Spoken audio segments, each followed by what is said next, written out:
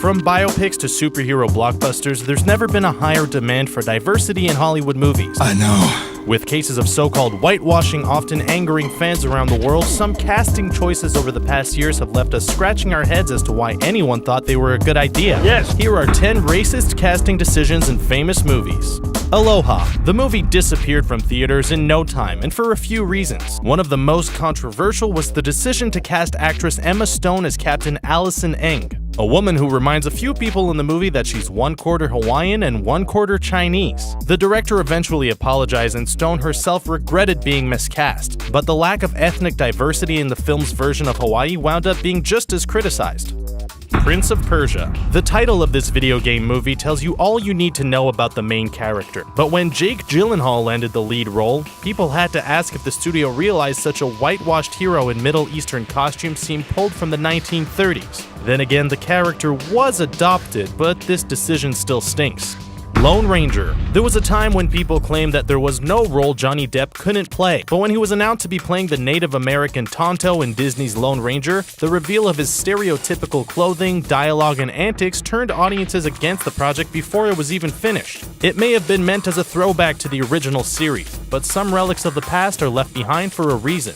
Avatar: The Last Airbender. Take your pick on M. Night Shyamalan's adaptation of the hit Nickelodeon cartoon, since the show's twist on human civilizations and geography made the implied races of different tribes pretty obvious. Had the cast adapted the Chinese, Japanese, Himalayan, and Inuit characters of the show, it could have been both faithful and progressive. But casting white actors in basically every role except the villain confused as many fans as it outraged, with good reason.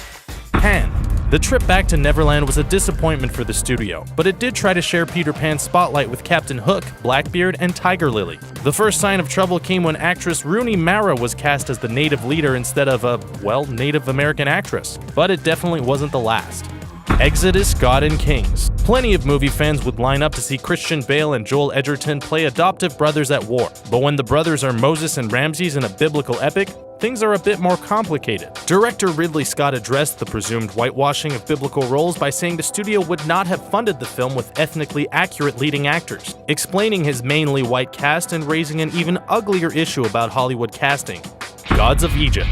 From the title, most audiences would expect to see Egyptian gods brought to life as, Egyptian. Or failing that, not just a bunch of white guys stomping around ancient Egypt playing deities. That's what they got though, and the studio and director apologized. Even actor Chadwick Boseman admitted the lack of diversity was why he joined the cast at all, citing the same preferences for white leads among Hollywood studios.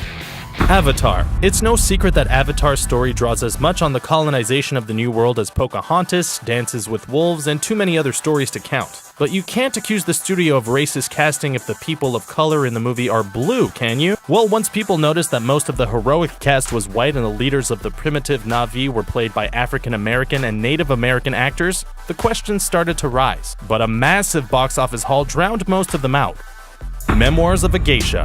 Whitewashing isn't the only kind of racist casting studios need to worry about. The adaptation of this novel also followed a Japanese girl from childhood, but outraged Japanese audiences when the main roles were filled with Chinese or ethnically Chinese actresses. It's obvious why an outcry arose, but the historical and racial criticisms of the novel may have played a part, since some of the filmmakers claimed that not many Japanese actresses actually showed interest in playing the characters.